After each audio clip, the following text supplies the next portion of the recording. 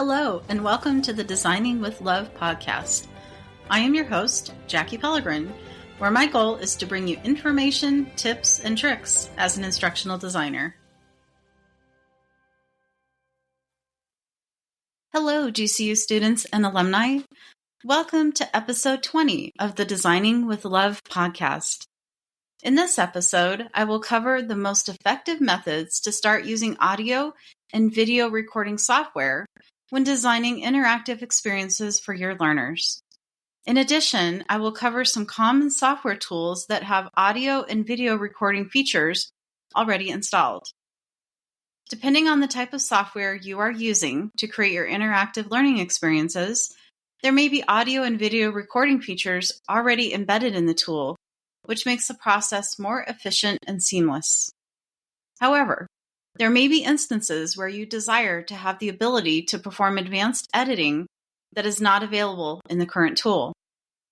In this case, it is beneficial to have a general understanding of the different types of audio and video recording software available to you for use with your projects.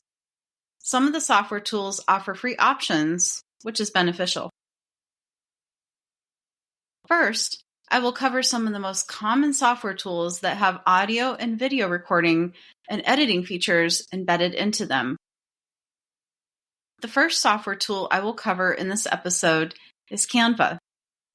As many of my listeners know, Canva is a powerful tool that allows users to create dynamic content such as docs, presentations, videos, social media marketing, and websites, to name a few. If you want to provide a video or audio element in your dynamic content, such as in a presentation, you can easily achieve this without having to leave Canva. There is also a robust editing option, which allows the recording and editing process to be effortless and hassle-free. So if you're looking to use Canva, make sure to check it out and go into the help area because that will help you when it comes to learning how to use features such as present and record within your presentations. The second software tool that I will cover is Microsoft PowerPoint. Although the recording and editing features in PowerPoint may not be used as often, I wanted to present this as an option, especially if you want to add some interactive elements to your presentations. To use the recording and editing features in PowerPoint, simply go to the Record tab in the ribbon at the top of PowerPoint, and you will see the available features within the ribbon, such as adding a cameo, recording your presentation, doing a screen recording, and adding audio.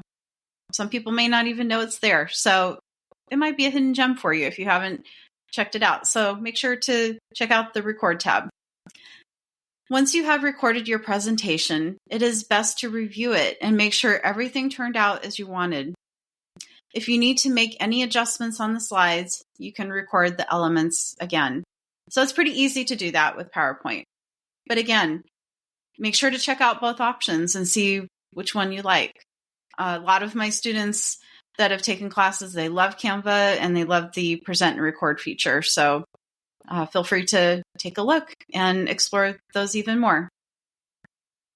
Next, I will cover some of the different types of audio and video recording software that is available to use when you desire to have advanced editing features. Although most of the software tools cost money to use, you can generally try the software with a free trial to determine whether you want to invest in a particular software. The first software tool that I will cover is Audacity.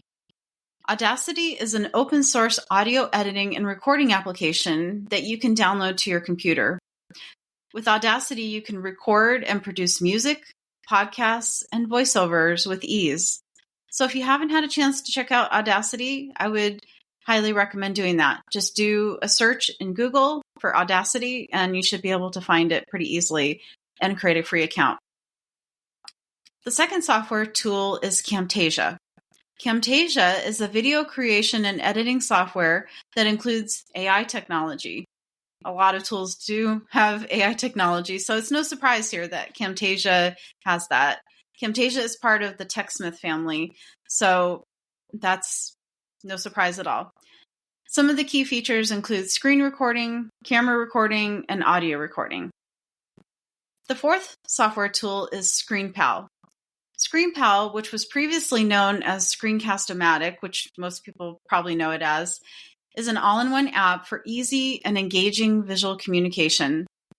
Some of the key features include a screen recorder, screenshot, video editor, image editor, and interactive video.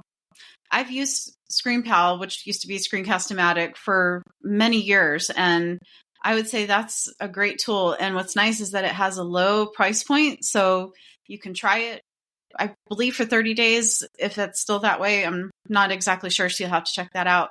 But they have such a low price point that you can use it, and it only costs like pennies a day. It's really great. So I would highly recommend checking that out. The fifth and final software tool is Snagit. And Snagit's also part of the TechSmith family of software. Snagit is an app that provides screen and image captures on your computer screen. These can be helpful when creating training or professional development materials. I have used Snagit quite a bit in my time. I actually have it on my computer, my personal computer, and I've used it for training and professional development purposes over the years. And I love it because you can capture a web page, you can do scrolling capture. It's really great. I love it. And they keep adding more to it. So with each software release, you'll see more features added. So make sure to check that out too if you'd like to see what is available. Lastly, I will cover some helpful audio and video recording tips and tricks to help ensure your recordings are the best quality for your learning experiences. These tips that I've put together are things that I have learned over the years as I have done audio and video recordings, because you only learn until you go through those experiences and you have bad experiences. You start to learn what are some of the tricks, what are some of the things that can not only help make my work more efficient as an instructional designer doing these types of interactive experiences, but also how can I make the quality of what I'm doing the best possible? So I hope these tips are very helpful for you and that you can write these down or take these to heart and keep note of these. Tip number 1 is to find a quiet place. It is important to find a quiet place to record your video, audio, and voiceover where there are no distractions. If you need to, close the door of the room you are in for added privacy. Because the last thing you want is children or pets coming in while you're recording something, and then you have to stop, re-record it, or try to edit it. For me, it's always been challenging if I make a mistake or if something happens halfway through a recording and then to try to pick up where I left off and then try to edit that out. So over time, I've actually haven't done that. I will go back and I will just scrap that recording and I will redo it all over again. And there's been times where I've had to redo the recording 5 or 6 times because I make a little mistake in something. And I will admit that I'm a perfectionist when it comes to those types of things. And I'm sure some of my listeners out there are too. I think it comes with having that creative part of us, with being instructional designers and educators, is that we want things to be a certain way. But I learned over time that it's okay if there are a few little hiccups along the way and a few little mistakes. But I try to ensure that I don't say the ums too much or us, things like that. If I notice a blatant mistake, then I will go back and I'll change it and I'll make that change. But just make sure that you have that quiet place that you can record, and then that way it makes sure that you don't have to record over and over again and you're wasting your time. Tip number 2 is to print your scripts or have them on the screen in front of you. This will help ensure you know what you are going to say on each slide and nothing is left out. If you decide to print out your scripts, be sure to have each script in front of you separately while recording. This will ensure you are not shuffling any papers during your recordings. So just an insider tip. When I record this podcast, every time, I have not really a script, but it's more of an outline of what I'm going to say. And of course, I improvise and I don't say things word for word.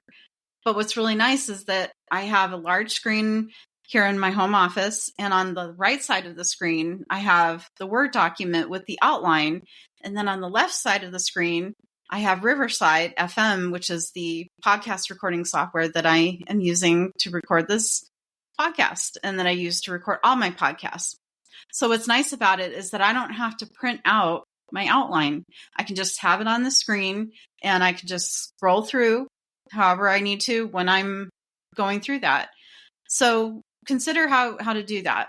And so, for example, if you created a presentation in Canva and you want to use the present and record feature, what you can do is you can use the notes feature within Canva. And while you're presenting and recording, what's wonderful about that feature is that on the right-hand side of the screen, while you're recording, all of your notes will show up. So you don't have to print out your slide notes or anything like that. It's really great. Now, if you use PowerPoint, you might want to consider, you could put slide notes on each of your slides, but then you'd have to print out the slide notes. And again, I would discourage from having you print out things because I've done that before and then you can hear the shuffling. So what you can do is you can actually take all your slide notes and put it directly in a Word document and then just do like what I mentioned, have one half of the screen with your Word document and have the other half of your screen with your PowerPoint or whichever software you're using to record. So just keep that in mind as you're doing that and you're considering printing them or having them on the screen. Tip number 3 is to use good quality equipment. I can't stress this enough. It is important to utilize a good quality microphone or headset when recording audio and voiceover. When recording video, it is recommended that you have a good quality camera. If you need to purchase a microphone or headset that will be plugged directly into your computer, it is recommended that you obtain a USB microphone or headset to ensure the best quality possible. I have heard so many videos and I've seen so many presentations over the years where the audio is not very good. And usually it's because the individual recording the audio or doing the video doesn't have a microphone or a headset. Because what ends up happening is if you don't have a headset or you don't have a microphone, which I would recommend actually investing in a microphone. I think that actually works better. But if you don't have any one of those, your computer is trying to pick up on all of the audio. And usually you end up having a lot of white noise and things like that. Now there is software such as Riverside, which is what I'm using, where you can be able to cancel out all of that white noise and any echo and things like that, which helps. And they also have AI technology and that is available to help master your content, make it better. But why not have the best quality equipment? Now, you don't have to spend a lot. There are some microphones out there that are hundreds of dollars. And when I looked at some of the microphones, I thought, I don't want to spend $400 for a microphone. So just kind of shop around and see what you can obtain without having to break the bank in some ways. So there's ways you can do that and accomplish that. So definitely make sure, again, I can't stress it enough, to use good quality equipment. Tip number 4 is to allow silence.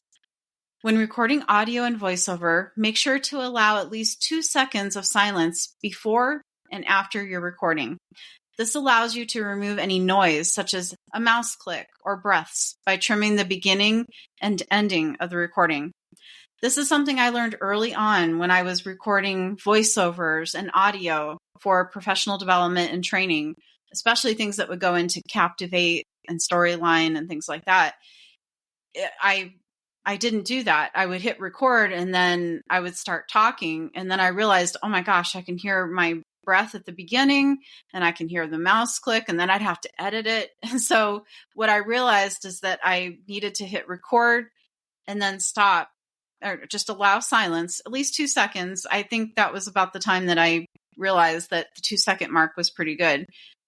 because it seems like we naturally, when we get ready to talk or when we end something, we either let out a breath or we inhale or something like that. So you can hear that, especially if you have a really good microphone or a headset, you will be able to pick up on that. So, and like I said, usually software will be able to combat that, but it's always good to just kind of allow yourself that time so that way you don't have to do much editing. Tip number 5 is to consider the file format. When recording audio, it is important to save the file as an MP3 audio format rather than a WAV audio format. I learned this the hard way too. The MP3 format is always going to be much smaller in size than the WAV format, which will help make your storyline, Captivate, or PowerPoint file smaller as well. So when I first became an instructional designer, my very first job, I worked on my e-learning module for employee training. And I did not know that the WAV format would be much larger. So I went ahead and made all my audio recordings, uploaded them into the Captivate file, and then it was too large to put into the learning management system. And I thought, what's going on? Why do I keep getting errors? And so I called one of my colleagues over and I said, can you come take a look at this? I don't understand why the file size is so large. I mean, I know I have audio and I know I have some different other elements in here, interactive elements and a software demonstration, but it still shouldn't be this large. So she looked into it a little bit more and she looked at all the files in conjunction with the Captivate project. And she said, Jackie, you have all of your audio as WAV files. And I said, oh, is that a problem? She said, yes, because those are going to be much bigger. So I learned through that process that it's beneficial to save them as MP3 file formats. It saves you a lot of headache later. So I would just recommend saving them that way in the beginning. Finally, tip number 6 is to consider the file name. Make sure to name your audio and video files with the same slide number that is in your storyline, Captivate, or PowerPoint file. This helps when it comes to import the files into your project. I can't say this enough that this helps a lot. So instead of having, for example, recording 1, recording 2, recording 3, etc., you're not going to be able to tell where recording 1 goes because by the time you go and create all the content, it's going to be hard to remember, okay, recording 1 goes to slide number 5. Recording number 2 goes to slide number 10. You may not have that ability to be able to remember. And think about this too. When you're in the job as an instructional designer, you're not just going to have one project solely that you're going to be working on. You're going to be working on multiple projects at a time. So in order for you to keep track of what you're working on, you need to be able to have a good file management system. And that will make a huge difference because there's nothing more frustrating than trying to find what you're looking for and you're having to dig through all of the files and you can't find it. And I've had that happen before. And it just adds stress that you don't need. So just make sure to consider the file name when it comes to all of your audio and video files. And that will save you so much time in your processes. So as I recap, I covered the following in this episode. Common software tools that have audio and video recording features already installed. Some different types of audio and video recording software that is available to use, along with some audio and video recording tips and tricks. I hope you have found this information about the most effective methods to start using audio and video recording software when designing interactive experiences for your learners helpful. As I conclude this episode, I would like to share this inspiring quote from Dale Carnegie that I love. When I found it online, I knew this was great for this episode. Tell the audience what you are going to say it, then tell them what you've said.